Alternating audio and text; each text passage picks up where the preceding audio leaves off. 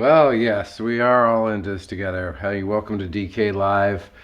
Um, Today was one of those days I got up and I didn't follow my rules. I've kind of been I've had some things that really help me get through the days, and one of them is I don't look at my phone, I don't look at the computer. I get up, I make my tea, I take a hot bath. I have my little scenario. Then I write my list at some point, either before or after the bath, and have a little snack. And do if I do those things, then I can get my day set off right. And I did not do that today.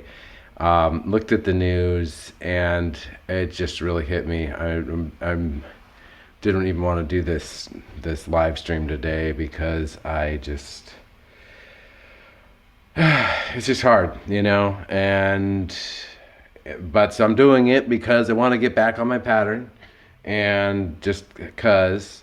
And I have something. When I was feeling a little better, I made a video. This was earlier, not today. I made this video for a friend, and so I'm going to play that for him, and you can watch. And it's definitely I'm in a better mood. And at the end, it has that Shervona video. Now, this is of course if we get a nice good stream, and it looks like we are streaming well. Um, so if that all works, I will show that video at the end, and you can hear that Shervona video that I was going to play because it's tacked on to the end of that little piece. So that's what I'm going to do today. So what was it that kind of got me bummed out this morning? Well, it's a couple things. And there's plenty. All you got to do is like read about, just pick up the news, and I don't believe that we should be hiding our heads in the sand. I really don't. I think this is a really important time to be paying attention. I just think we need to do it in the right dose at the right time. But this morning, I found out that Bernie Sanders has dropped out of the race. Kind of expected that. I didn't see a real path to victory, but it just kind of made it so clear to me that it just kind of clarifies we're in this failed state here. I think that the reaction to the pandemic is the real clarifier that we are in a failed state. It also clarifies that we need some sort of universal health care, and that's something that Warren and Sanders both promoted, some kind of something towards those lines, and that was not going to be allowed by by our supposed democratic institutions and the supposed free press that we have in this country. We have a system that's set up just to push us rightward, and it has, and it's gotten us to where we are, and with the leadership and the failure of our institutions, and it's pushed us there to the point where somebody who, like Sanders or Warren, has policy positions that the majority, and in some cases the vast majority of Americans are in favor of, they can't get through. They can't be allowed through the system. And there's various ways that it gets prevented. But it makes me realize that the system is completely broken. If you want to win as a Democrat, you have to lean to the right. If you want to win as a Republican, you don't have to go to the left at all. So basically we're ruled by a minority in this country. And even if we get a Democrat, it's going to be short-lived, and there's not going to be any major changes, any major systematic changes. It's just a stopgap, if you will. So what do we do about it? I don't know. I'm not at this point this morning to like figure out what to do about it. I mean, I can just try to live the best life I can and prepare as best as I can. These kind of situations they don't work out well. As a historian, having a dictatorship isn't a good thing for the people typically, and that's where we're headed as far as I see it. So of course, yeah, it's kind of depressing, and I kind of wanted this show to be a little bit more generally upbeat and less political, so I'm not going to dwell around on this for too long.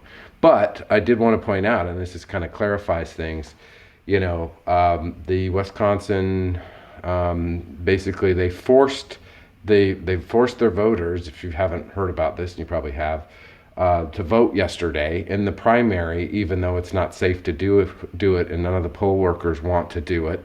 Most of the poll workers are senior citizens, and of course they don't want to be out there exposing themselves. So this was prevented from happening. The governor wanted vote by mail. The Republicans don't want to give up power, and they realize that if they make it easy to vote, then they're going to lose. And so they put it to the Supreme Court, and the Supreme Court voted remotely, by the way, to prevent people from voting remotely. So I want to just kind of show this little picture I have right here because I think it's kind of interesting. Yeah, there it is. Fascist Supreme Court judges vote remotely to deny people the right to vote remotely. Isn't that special? Yeah. Let me see. Oh yeah, let's make this clear. There we go. So, yeah. This has bigger implications than just Wisconsin. The implications here. Oh, I don't need to see myself twice. The implications here are that in this pandemic, how are we going to vote? With the rest of the primaries, Oregon has vote by mail, so it's not a problem for us. That's great. And the rest of the country could be doing this. The Republicans don't want this to happen, even within the pandemic. They certainly don't want to see it happen regularly, because when people are not disenfranchised, Republicans lose. And Republicans lose, then perhaps the Democrats could somehow push to the left a little bit. I mean, I wouldn't be holding my breath personally. I still look at who they're owned by. Look at who gets their financing, and to me, it doesn't matter what people say. Who owns them? Who is paying for their campaign? That's what I want to know. I almost don't even care what you say. If you're owned by corporations, pharmaceutical companies, military industrial complex, oil companies, et cetera, that's who you're going to serve. I mean, it just makes sense, doesn't it? I mean, you're not going to bite the hand that feeds you. Maybe a little bit, maybe a little nibble, when the camera is showing. But that's not frickin' democracy, and that's not what's going to get the people what they need, which is so clear right now. We need universal health care. We need testing. We need massive amounts of testing. And it just boggles my mind that we can't have the testing that we need in this country right now today. This is the richest nation on earth, and we can't be making these tests. I mean, this is, okay, all right, rant time. I'm just going to go for it. What the fuck? We go back. I remember in the 1990s when we decided that we no longer needed to manufacture goods here in this country. Some people were okay with it. Oh, that's a global market, global economy, blah, blah, blah. And I remember thinking, God, that seems like a really bad idea, not just because of the jobs here in this country, but what happens when we need something that's manufactured and we're in a crisis, like maybe a time of war, for example. So if we get all of our shoes from China and we go to war, we don't have shoes. So if we get all of our ventilators and all of our testing equipments and all our medical devices and all our respirators from China, and China goes through a health crisis where they can't produce this stuff, and then we go through a pandemic where we can't get the stuff from China, what happens? We don't have tests. We are a failed state. I hate to say it. I hate to frickin' break the news to you, but this is the case. This is the reality here. We can't fucking take care of ourselves. We have no resiliency. So, I don't see things getting better. I really don't. I don't want to be all negative about this. So I just, that's where I'm at today. Maybe I'll feel better tomorrow. I'm going to go out and I'm going to work on my garden and I'm going to get some water to people and hopefully pick up the guitar later when I feel like it. I don't right now. So anyway, like I said, I will play something for you that was when I was in a little bit better mood so we can end on a different note here. And, I do think, and maybe the song I'll be playing later will be The Tough Get Going. When the going gets tough, the tough get going. We don't have time to mope around and hang our heads and, you know, woe is me, we got to frickin' get going and we got to deal with this and we can fix it. We can. So there's some optimism. It's doable. It's possible, but it won't be if we just sit around and do nothing. So there we go. Anyway, let's end on a happy note and some really good music and some from really good times. And this maybe will take you back. The Shervona video that plays at the end of my little happy birthday song was from a really, really fun party. And you get to see people dancing together and having fun in a big group and sweating and stuff like that. It seems like a different world right now. So let me cue that up. Here we go. Hey Ken, happy birthday. Hey, I got a little song for you, and at the end of this video is another video, and you are in it. So here we go. They say it's your birthday. It's my birthday too, yeah. They say it's your birthday. We're gonna have a good time. I'm glad it's your birthday. Happy birthday to you.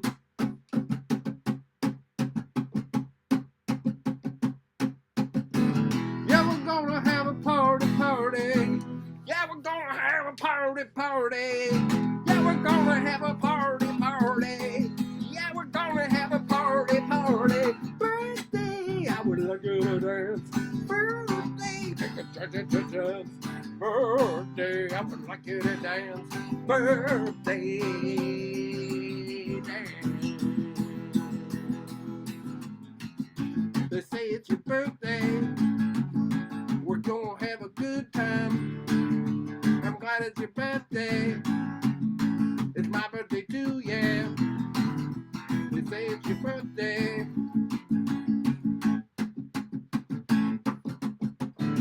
We're gonna have a party. Yeah, we're gonna have a party. Yeah, we're gonna have a party. Yeah, we're gonna have a party. Birthday, I would like you to dance. Birthday, take a chance. Birthday, I would like you to dance. Birthday, yeah. Happy birthday, Ken. Whew, that's harder than I expected. I wish I was partying with you in real life. This'll just have to do. And here's hopefully a good memory for you. Check it out.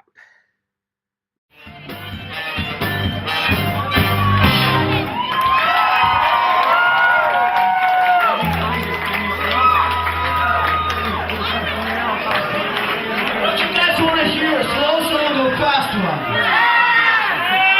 Would you like to hear one in Russian or in English?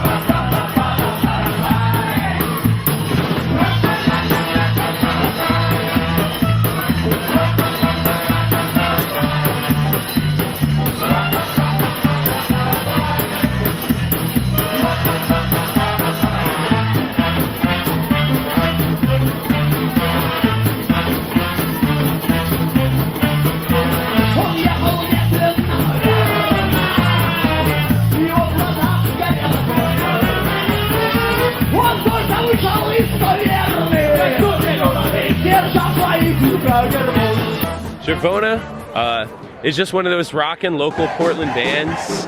They've kind of got like this great like mix of like the gypsy, the Russian, like the punk, the rock, dancing music. It's just like, it's get up and dance kind of music. The shows are always great like that. That's the best part.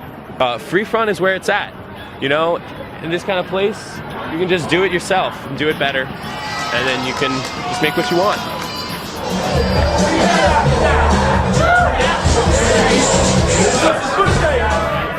So what's Eastern European music and many bicycles have to do with each other? Freedom. Everyone wants to get, wants an excuse to get crazy, and that's exactly what it is. I mean, you couldn't have a better band.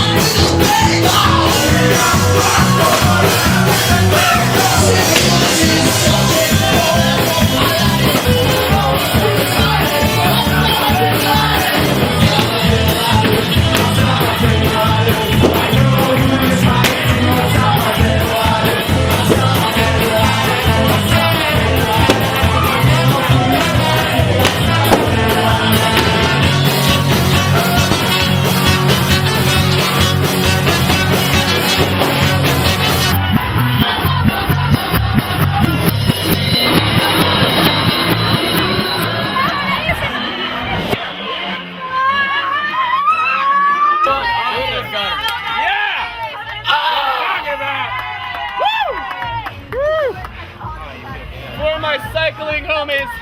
How's that I feel? steam. I feel that. Feels invigorating. I feel like a drum machine. Get on the scene. North Creek, to be specific. See these? Those are scars. Scars from hanging from flesh hooks. Scars that iterate my inner freak. Oh, may it shine and darken.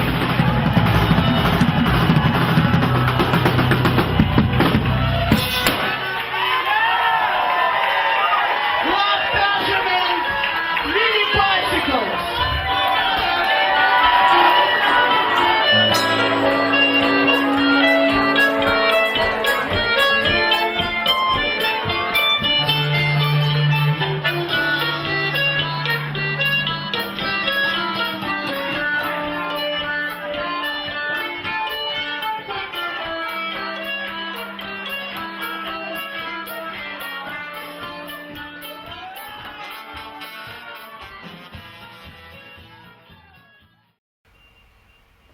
All right, well, thanks for watching today.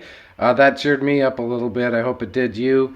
And I wanted to, two people who were not in the credits that I really should be are Ephraim Icaz. He shot the DLSR, that really nice camera footage that you saw there. That was the close-up, really creamy looking footage. And then my friend John, another friend, John Tillinghast, who shot some other of the video footage. We had 3 cameras going that night. We had a blast. And I'm looking forward to Mini Bike Winter, and the next Mini Bike Winter that we can get out and let our freak flags fly. So until then, though, let the people you love know that you love them, and we are all in this together.